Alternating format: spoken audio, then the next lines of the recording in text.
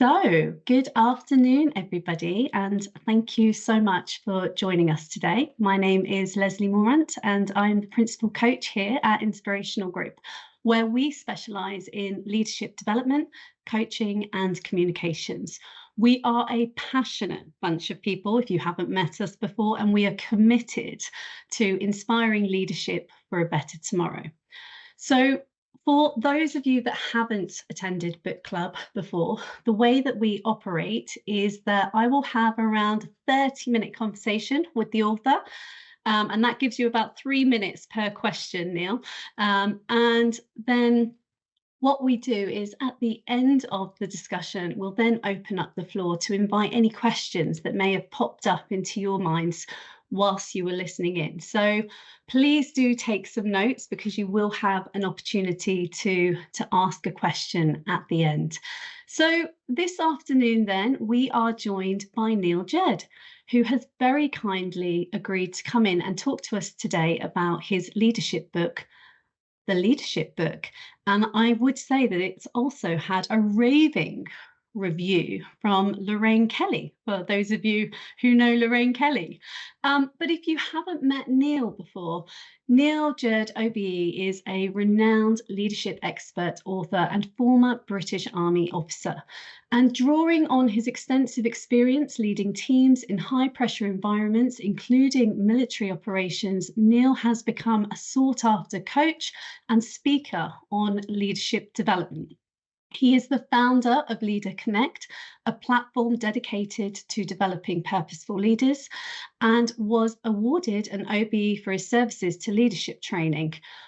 Neil is also a graduate of the Royal Military Academy Sandhurst and Lancaster University. His book, The Leadership Book, is a highly accessible and practical resource that challenges conventional leadership thinking and offers tools to lead with clarity, purpose, and impact. So welcome, Neil. We are absolutely delighted to have you here. I'm going to go straight in and ask you my first question, which is, you've distilled decades of experience into this book, and I'm really keen to know, what was the personal or professional moment that made you realise that this book needed to be written? COVID, I think, Lesley. And hello, and thank Brilliant. you for that lovely introduction. COVID. I've been making notes for years on just ideas, or I guess trying to simplify leadership so I can teach it on courses, and giving out increasingly, I think, well-drafted notes to people. But then COVID came, and my work was hit really hard, and I kind of gave into that, and I started writing. And I originally wrote it as scripts to videos, which I've recorded, which is what the Leader Connect platform you mentioned is. But then, having written all of those scripts, I realised I was never going to write that many words again. So I repurposed it as the book, and it seems to have worked really well, because I wrote it to present it, it doesn't waste any words. Yeah, I absolutely felt that whilst I was reading it. It does just feel so practical. It's great. Right at the beginning of your book, you share that leaders achieve things far beyond what they could do alone. And I really love how this brings into focus that success is a team effort. And I'm wondering, how can leaders practically begin to build that sense of shared purpose in their teams? They have to think first, because a lot of leaders don't take time to think, and they lose track of what the purpose is. And I think the most important role of any leader is to be clear what they're trying to achieve. And in busy organizations, that's often not the case. People do what they usually do, rather than being very focused on what they should be doing or could be doing. So I think taking time to think is the first part of that, engaging other people in thinking, but the leader owns the purpose. Other people need to buy into it. The leader needs to convince convince them, but intellectually the ownership of the purpose is the leaders. So be clear what you're trying to achieve, and then talk about it a lot. And in my leadership definition, I go on to say engaging others intellectually and emotionally in pursuit of the clear and compelling purpose. And it's the engaging that's a massive part of leading. It's going and speaking to people, it's explaining your thinking, talking about what you're trying to achieve. So a lot of leadership is getting around people and talking to them and selling them what you're trying to do. Yeah, absolutely. I'm wondering, in your experience, what are the biggest challenges facing leaders today, and how can those around them best support or coach them through it? I think lack of personal contact is a huge issue. The fact that people are trying to lead digitally. For me, leadership is most effective where people can be together. But at the very least, this works. This can work. Seeing people on a screen, but then there's an increasingly diluted form of connection, which is WhatsApp or Slack or text, or sending emails, and I think that doesn't work particularly well. So I think the biggest challenge is personal connection. You know, that bit that I was saying about leadership's about connecting with people emotionally and intellectually. It's really hard to build that sort of connection unless you're with people, or unless you make the time to talk to them and really understand them. Yeah, absolutely. And I think as well, in terms of, you highlight that the fact that people aren't in the office, we're not actually face to face.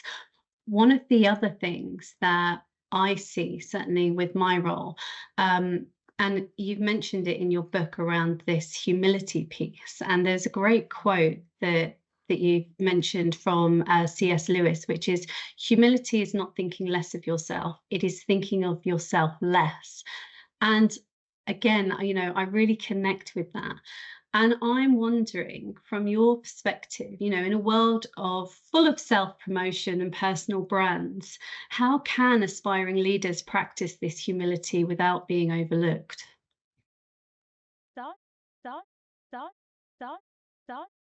Some of these questions take a bit of thought.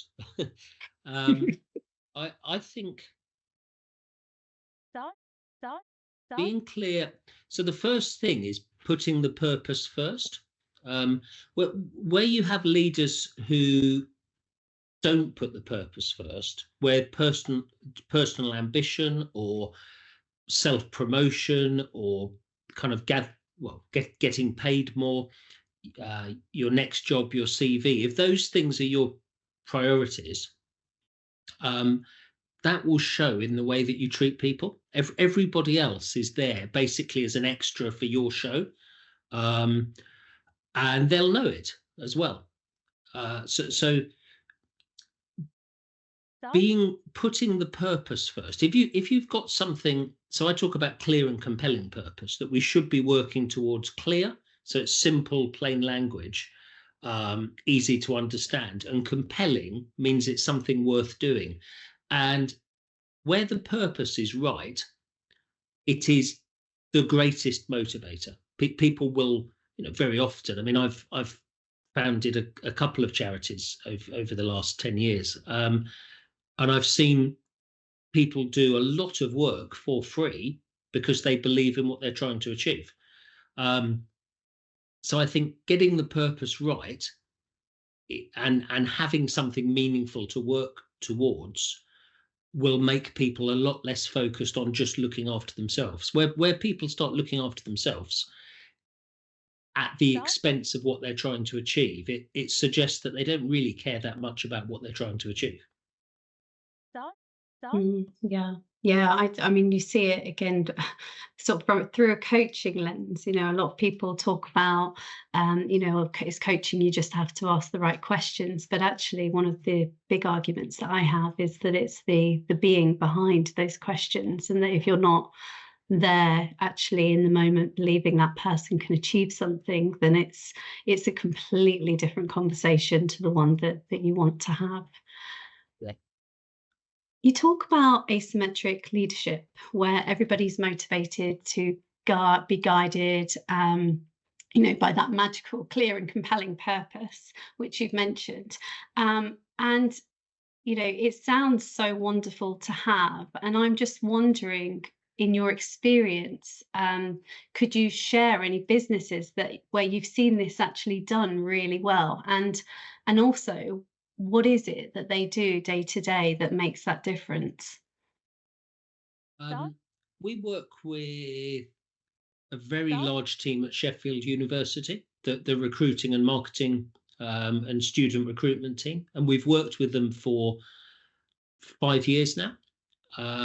And they work in this style, but they work in this style. And by asymmetric, what I mean, and the diagram you're thinking of, I think, is where I show leadership with a whole load of, all these diagrams I made up in coaching sessions and put on the whiteboard, but then I look back in my notebook and captured them. But it's just arrows going in all directions. And the idea is leadership doesn't trickle down like in Victorian plumbing. It buzzes all over the place like a hive of bees, where they're all working towards the objective, but they're doing their own thing. But it only works if people are clear what the objective is. Otherwise, you get chaos.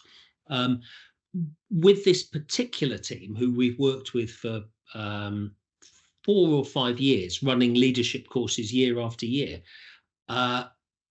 they get it. There's been the ideas of leadership and of what a good team is have permeated throughout the 200 and something people in the organization. And I think that really helps. I don't think you can just turn up somewhere and say, right, asymmetric leadership, everyone go, because they will go, but you'll have no idea where. So there's an intellectual element to this, quite a big intellectual and training element. You have to create the conditions where your team can work in this way. A lot of these ideas link back to my time in the army, and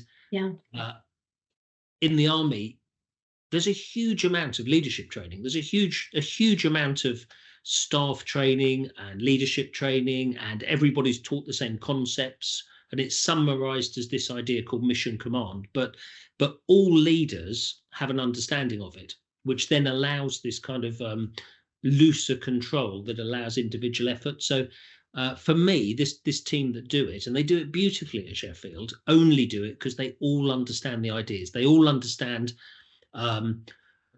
what leadership is and how it differs from management, and what a good team looks like, and how to communicate. And there's about 6 key parts of theory that are all simple, and they're all in the book, and it's all stuff you'll know anyway, Lesley, but it's shared knowledge for everyone in the organization. And then the leaders have to lead in this way as well, because leaders, where the leader, often leaders under pressure over control.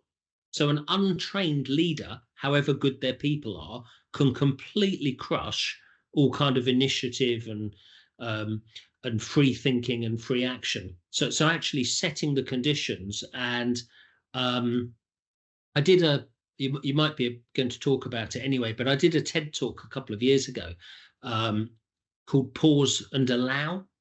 And the idea is that effective leaders create a team that they can then allow to think and to create and to achieve and to act.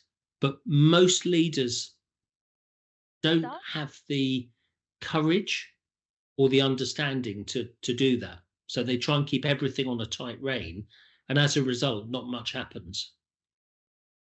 Yeah, absolutely.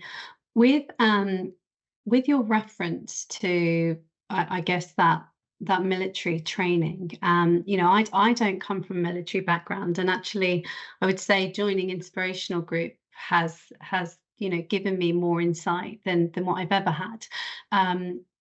But there was some, you really highlighted some, I guess, methodologies that I hadn't come across before, which which I really like, in terms of, that serve to lead and that mission command, which you've just referenced.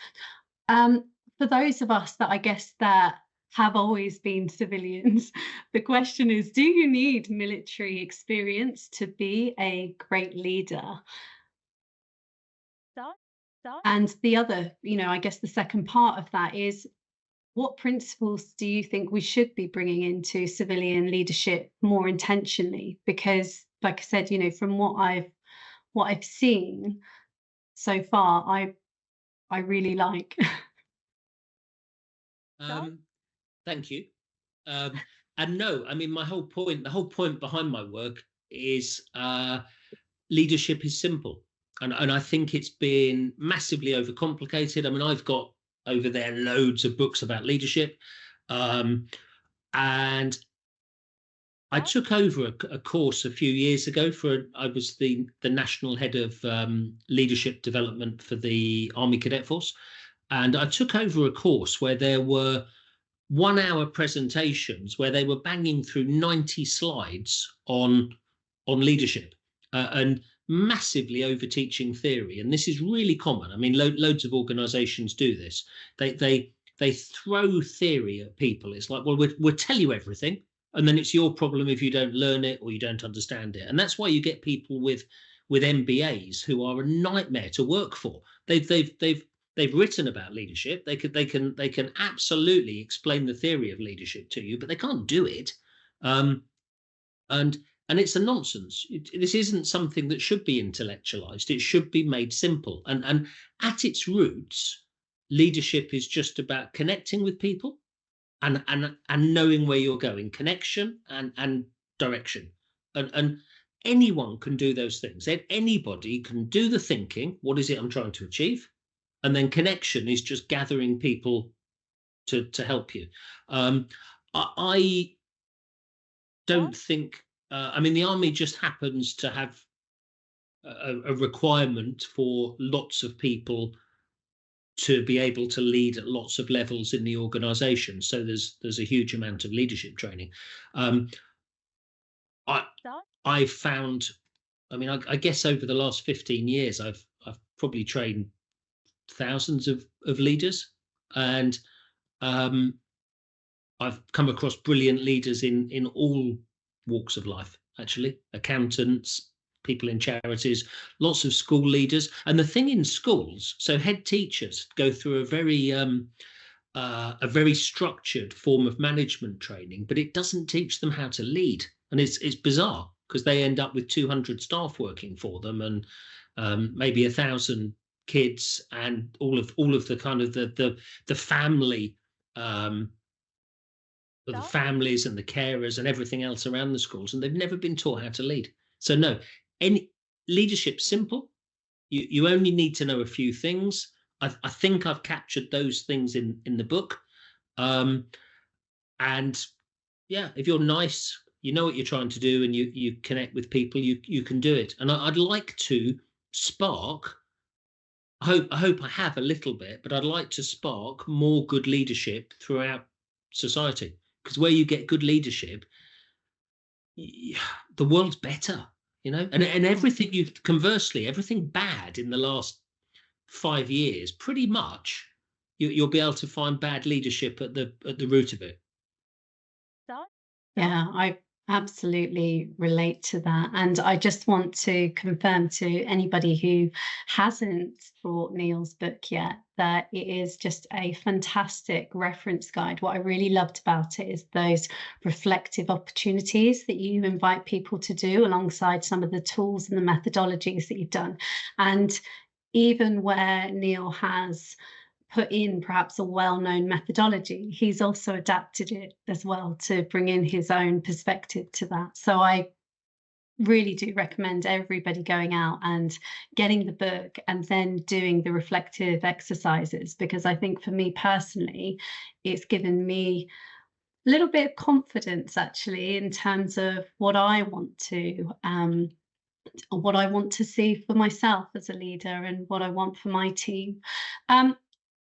Neil, without giving all of your book insights away, I do want to ask you if you had to choose one methodology or tool or reflective practice in your book to give to the audience right now, which one would it be?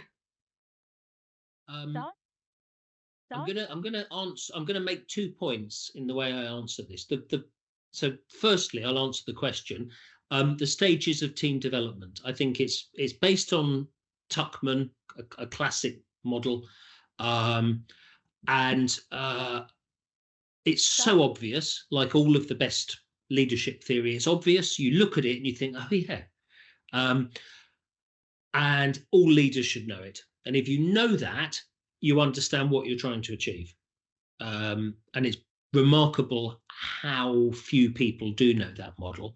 And then the point I was going to make is as I've brought models into the book, I've given them all a common vocabulary. I use the same terms throughout. So what I've always found confusing is where you've got someone talks about the aim and somebody else has got an objective and somebody else calls it the purpose. So all through the book, I use common terminology. So I've taken in some of the content is stuff that I say I've made up, but again, I'm not going to make anything new up here. This is thousands of years of evolution, simplifying it down to a few simple ideas. I don't think there's anything in my book that's new. But I have tried to put it together so the same language flows throughout it. But yeah, the stages of team development. And my point on that, because I talk about stagnate at one end, excel in the other, is that when the model is normally taught, it's taught as well. Teams come together and this is how it is. It's a bit bureaucratic and it's a bit awkward. And, then we kind of shake out a bit and then everything's brilliant. And my experience is that isn't true. That isn't true at all. Unless you get really effective leadership and a focus on that clear and compelling purpose, teams will get more and more comfortable in stagnate or form in the original model. There'll be more bureaucracy, more control, more management creeps in. Decision making becomes slower and so on. And you need to go through this process, which has to be led to get creativity and spark and trust and mutual understanding and give people freedom within boundaries and a focus on clear and compelling purpose. And I'm probably saying much too much, Lesley, so I better stop. No, it's great. I can see we're all engaged and listening intently. So this is wonderful. One of the things that you mention in your book, you reference, is this piece about leaders understanding people's feelings. And I'm really interested to know, again, from your experience and all the time that you've been working with leaders, is what gets in the way of leaders being emotionally attuned, and how can we, whether we're coaches, peers, HR, just somebody who's sat next to a leader, how can we help them shift that? Yeah, I remember once running a course for a group it was a partner development course for an accountancy company, and I explained the need to connect with people at an emotions and feelings level, and it's crucial because everything we do, every action we take, comes from our emotions and feelings. Although we retrospectively apply logic, we say, yes, I did it because we didn't. We our anger or our fear or our joy or our excitement, whatever it is that's going on inside us, drives what happens. So a leader who ignores that at their peril, because you don't really know what's going on. If you don't say to people, how are you feeling? I've told you my plan. How are you feeling? You're looking a bit something in your face there. What's going on for you? If you're not willing to explore how people are feeling, what emotions they're feeling, you won't know whether they're with you, whether they disagree with you, if they've got a better idea. I think that because we don't teach this stuff, there's a misunderstanding that leadership, ego comes in. Ego, control, People confuse being leadership with, in the book I talk about domination and manipulation, in a very negative way. Obviously I'm talking about, I had some political you won't have to think too hard to work out who I might mean, but I had some political leaders in mind when I was writing that. But leaders who think they always need to be right, they always need to have the answer, they need to know everything, and therefore other people's emotions don't matter much, do they? Because I've got the answer and I'm going to tell you what to do, and I'm going to control you doing it by a kind of turbo micromanagement of all activity. What do emotions matter? You're an automaton doing my will. And people who lead in that way or manage in that way aren't that interested in other people's emotions. There's also a misunderstanding that if I invite your emotions, I'm inviting you to have a tantrum or to scream at me, and I'm not. This is about the understanding and expression of controlled emotion, well understood and controlled emotion, because out of control emotion is incredibly dangerous in the workplace. The boss who everyone is scared of because they scream and shout does a huge amount of damage to culture. Yeah, absolutely. I have a really self-indulgent question now, but I can't ignore it because when I saw it written in your book, I was like, yes. And I often work with leaders, teaching them a coach approach style to leadership.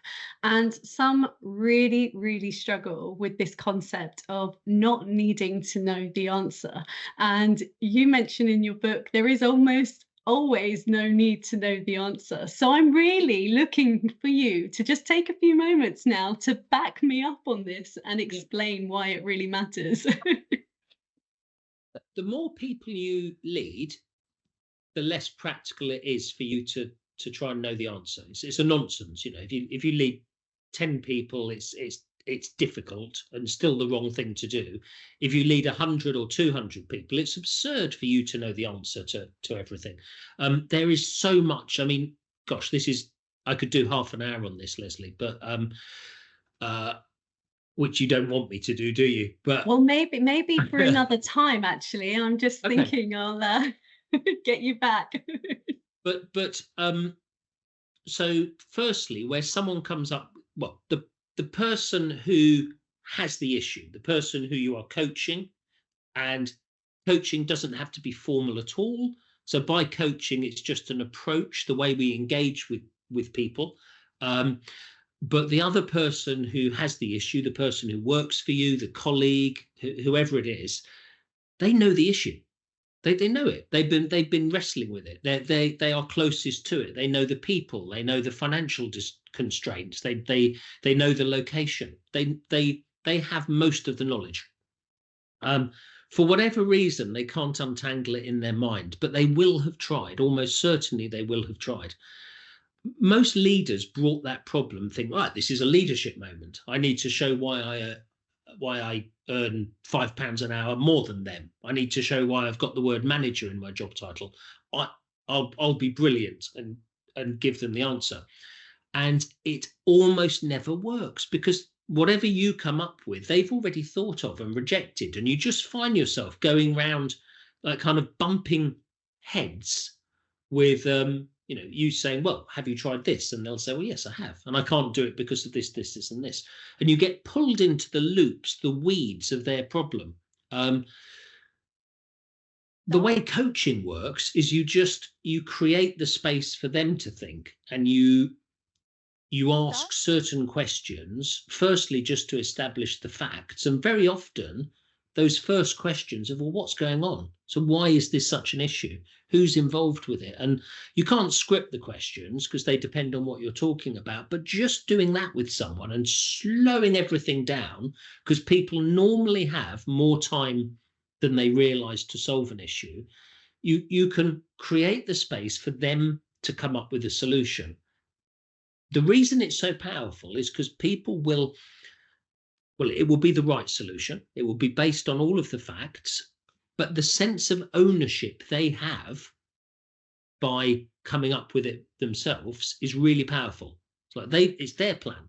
It's not your plan you're imposing on them, which you will then have to control every detail of. And of course, if you've got 5 other people reporting to you and you're directing all of their activity, you're then controlling 5 or 10 other people's everything. This way, the other person's come up with a plan, they believe in their plan, they're excited by their plan, and they'll go off and do their plan. And you're not in that loop. And a big thing for me is leaders not self-flagellating and getting caught up in the loops of leadership shouldn't be awful. But my best boss I ever worked for was a guy called Dave Golding in the army. And I also worked for him later when I worked at British Sugar.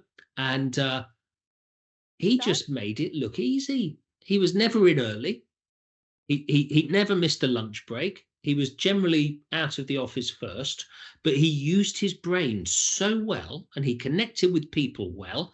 And I always felt, reporting to him in the army and then later in another job, that I had freedom to think and to decide.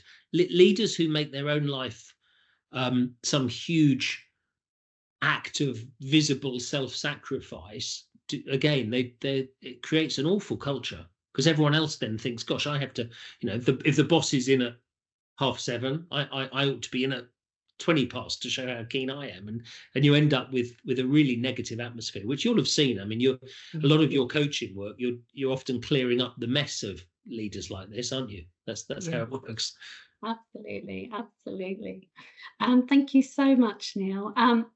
I'm actually over time, but I am going to ask one more question before I open it up to the audience. So I'm going to ask the audience to get their pens ready, because I want to just ask you if you could ask every person here today to take just one action or reflection away from your book and apply it to tomorrow, what would that be?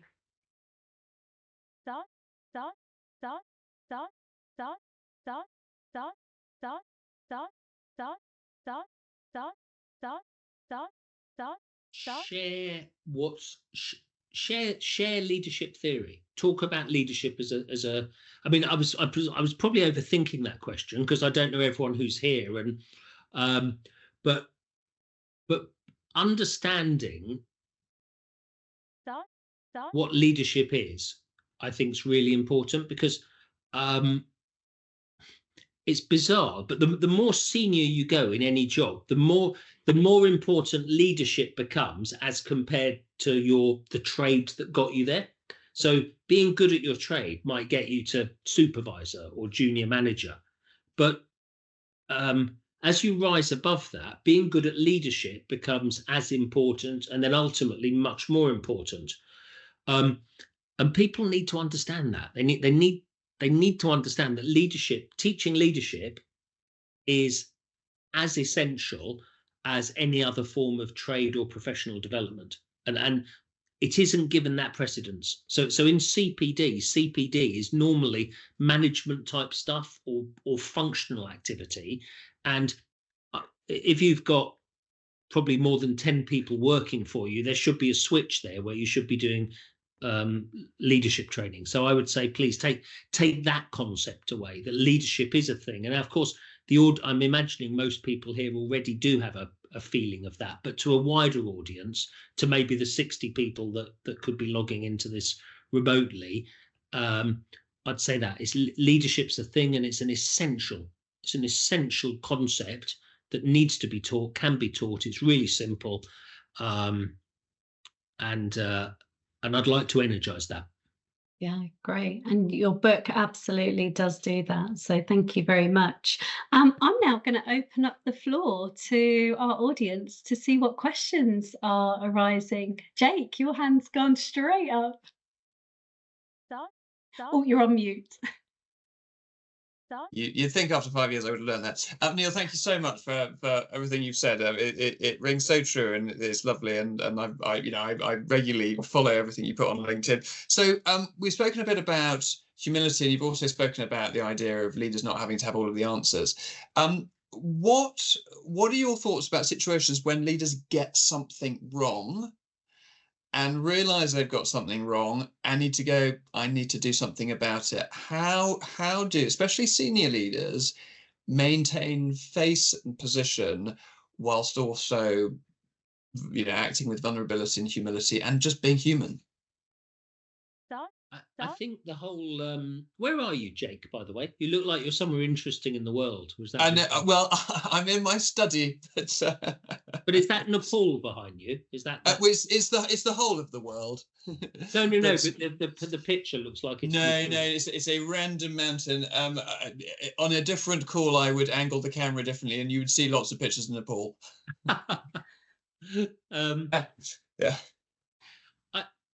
I think that yeah, face and ego are really dangerous, and I think so relationships for me are really important, and you build relationships in times of calm,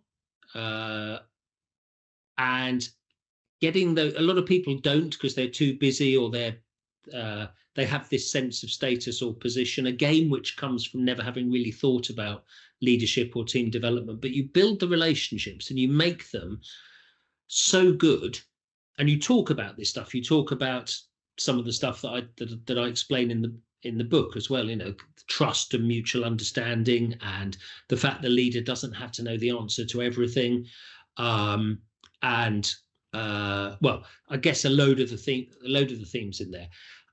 And that way, if you are wrong sometimes, that's absolutely fine. And you shouldn't be wrong from a position of the great leader who commanded something down. I've done all the thinking, I'm now directing it to you, because your arrogance will have got you into a trap there, because you should be. I would expect that most plans involve pulling people together and saying, right, what are the facts? This is what we've got to achieve. I've been thinking about that, but what are the facts? What do you know? How can we do this best? And I do know some people do this. They do try and come up with a strategy on their own because they think that's what leadership is. But a strategy you've come up with on your own and you've then imposed on others, going back to the coaching conversation I was just having with Lesley, it's really fragile. It's really fragile. And the chances are you'll get it wrong. And then what do you do? Because it's your brilliance that's laid out this plan. So I think that, yeah, getting people in early, coming up with the plan with them, at every stage, checking in. How do you feel about that? Have I missed anything? You're less likely to get something wrong. But then if you do get it wrong, I work in my company, Leader Connect. I have a guy called Tony who will undoubtedly watch this, and I've worked with him for years. I've worked with him in a previous military job, and he just tells me when I'm wrong. I mean, he just, or he'll suck on his teeth and go, and he'll just tell me, and it's great because he stops me. He has stopped me making so many errors over the years, and I would never shoot him down. Together we work really well, but I would never shoot him down. I'd be stupid to do that. And I think building a team, building it's relationships, isn't it, really? And it's humility. It's you. I say in the book, as the leader, you are no better than anyone else in the team. It's just your job to lead. That's your specialization. But you're not a bigger or better person. And as soon as you start thinking you are, you I think can get caught out with it. As long as you really don't believe that you're better, your effect is to lead. You can be wrong. You shouldn't be wrong too often, but that's to do with you being a good leader and doing the job well. If you think things through, you work hard on thinking things through, and you lead by the book, by the simple book, you probably won't make that many mistakes anyway.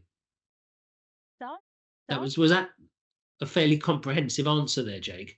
Fabulous, brilliant, and of course, you know, everyone needs their Tony, don't they? And everyone needs their platoon sergeant, company sergeant major, RSM. You know, the person who'll speak truth to power. Yeah. Thank you. Wonderful. Bliss, you're up next. Oh, thank you so much, Lesley. And Neil, thank you. I loved your book. Also loved TED Talk, Ted Croydon. Loved, for me, so my zone is very much around communications. And what I really took from the book was just a maxim an old leader taught me was that if you can't explain it to a 6-year-old, you can't explain it. And I think there's an element of that authenticity, linking into what you were talking about with the TED Talk, creating the space and dropping the need for control. It's around that authentic leadership, but actually a lot of what you talk about is around communication, having that common vocabulary, bringing in your army expertise to ensure that commonality of framing, that shared understanding. Do you think that is something that we are moving towards achieving in Civvy Street and in the wider business and commercial world? Is that something we should be focusing in on, that commonality of language, the being unafraid, being unapologetic about simplifying process? Slightly leading question, I think, there, but how important do you think that is? Yes. Well, but hidden in there was you said, do you think we're moving towards that? And I'm not actually sure we are. I think we should be. And I think simplifying is absolutely the answer. You simplify as much as you can, but you have to know when things can't be any simpler. I mean, again, we've seen politicians in recent years oversimplify things and get it wrong. But I'm not sure things are simplified, actually. I think that there is a communications overload, and and this is stuff I touched on in the TED Talk, actually, the fact that we can communicate extensively, and the problem is we do, and managers and leaders think that because they have access to all of this information and all of these tools to control, they assume that because they've got this is therefore I should be using this stuff. Therefore, because I can get you to report into me 5 times a day, well, you should. And if I'm bored, well, I should be checking up on you or you or you or you. So, and I think that really confuses things. I think that there's a tendency in many organizations to over collaborate because we think because the tools are there to collaborate, things get slowed down horrifically. So things where I could probably make a decision that was pretty much the right decision now, or I could wait for a week, get everyone together, put a paper out, everyone comments on the paper, then I work on all of the comments, and about 4 weeks down the line, a decision gets made.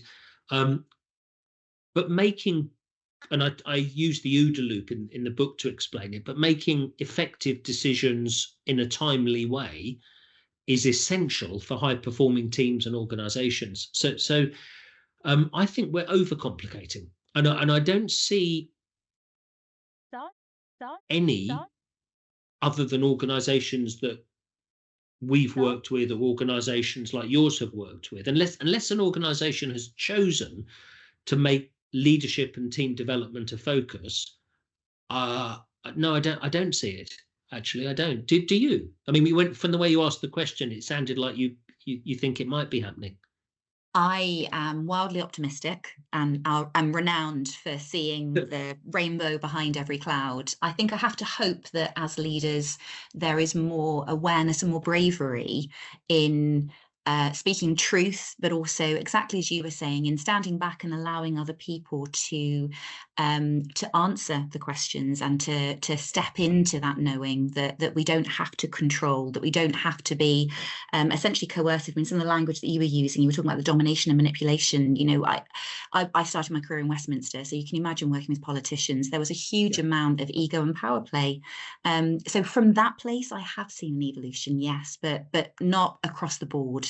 And we've got a long way to go, which is why the work that you're doing and democratizing it by putting it into the book is just so powerful. Thank you for that. Because I think I've seen this almost birth of the manosphere of this toxic controlling masculinity, which to me seems to be going absolutely against the evolution of good leadership. And it's got energy, you know, it's got some very high level exponents, and I think it's dangerous. So I think we're up against it at the moment. What we know is good. I think we know. I mean, I think most people in the leadership training industry would say this is, this is what good looks like. Something very, very different is being taught to young people at the moment, especially young lads, and it's poison. Yeah, absolutely. Thank you. I could talk to you all day, but I won't because there's other people waiting, so I'll go on mute now. Thank you. Great, thank you so much, Bliss. Mark, you're next. Hi Neil, thank you for the great explanation of the book and some of the principles. I'm going to ask you probably a pretty controversial question.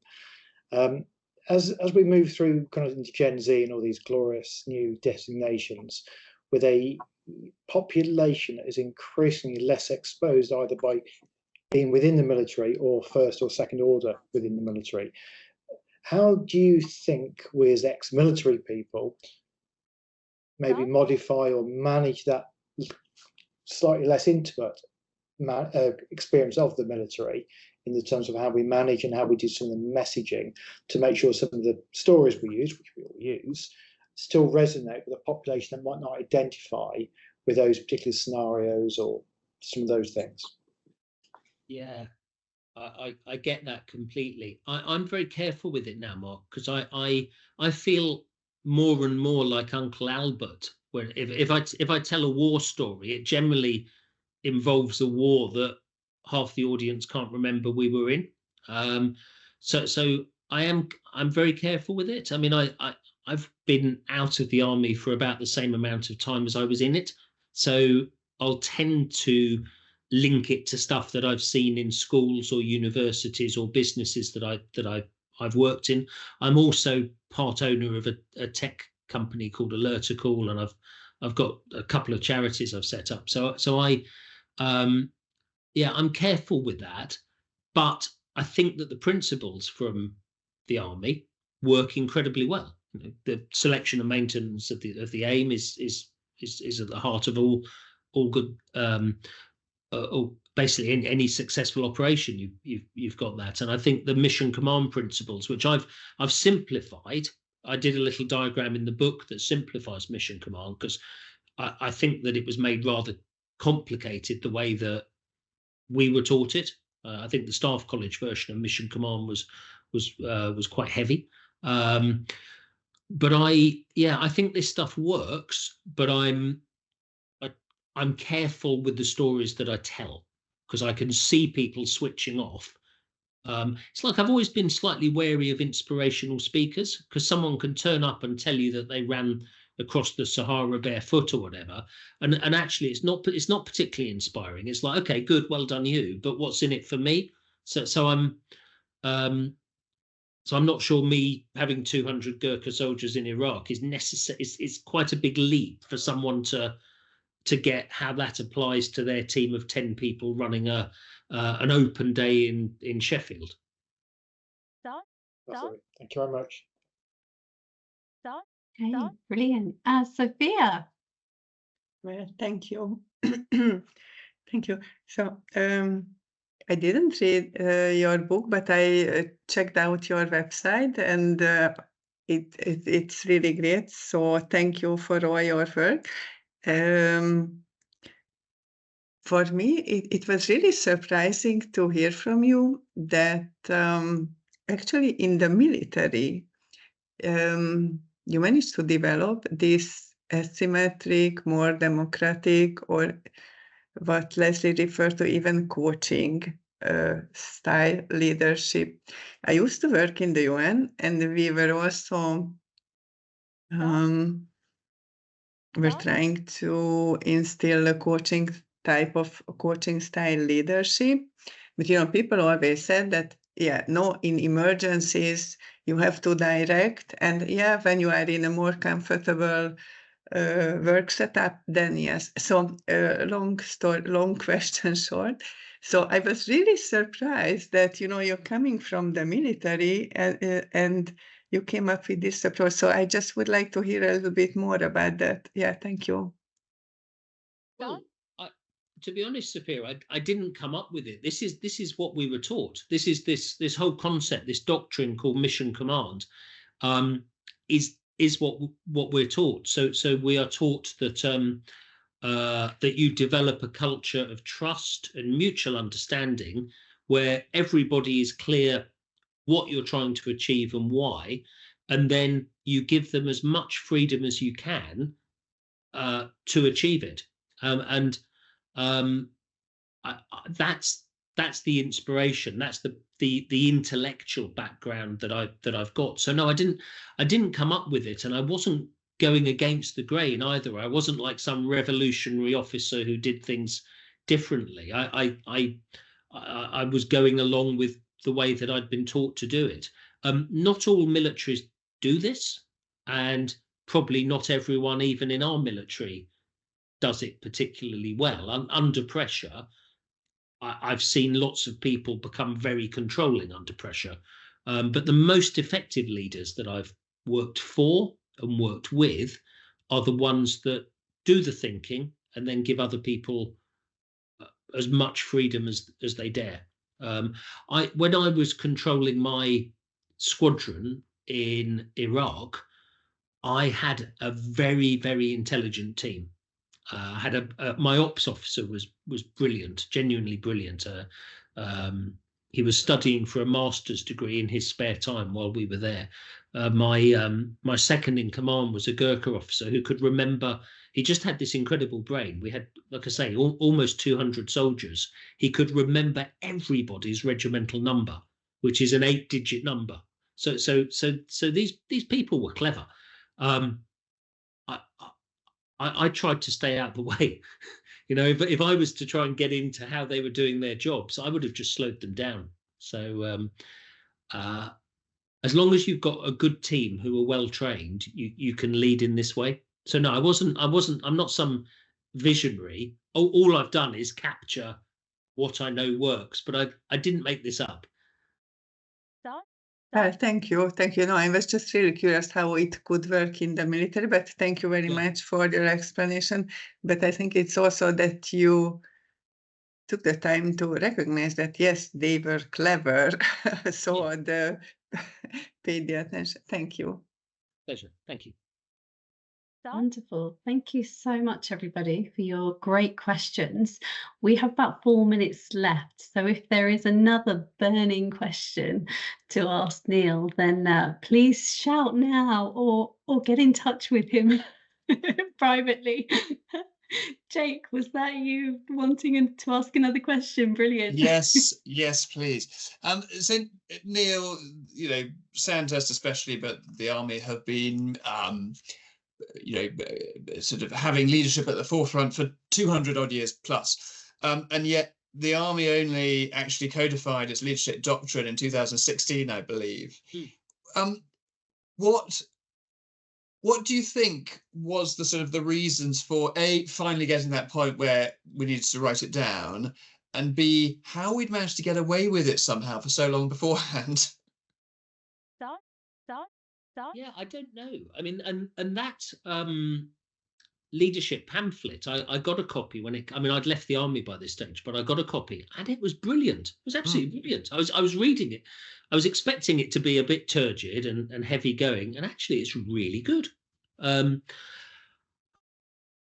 I don't think there's anything in there that you wouldn't find in some of the pamphlets of 20 years ago. And when you go back to, I'm trying to think. So there was a general called Richard O'Connor who led Western Desert Force in the Second World War. He did mission command beautifully. He was a British officer who was there before Rommel. And I could go into too much military stuff here, but he was in the Western Desert before Rommel came out. But he fought like Rommel. He gave clear objectives. He took significant risk. I did my dissertation for my master's on him, but he took significant risk by cutting across the desert with very limited logistic support, but he kept winning, and he took hundreds of thousands of Italian prisoners by doing mission command. He just did mission command. So I don't know what informed his way of leading, but it certainly didn't start in 2016 or even in the last 30 or 40 years. I think it goes back a long way. I think there's a long tradition of it.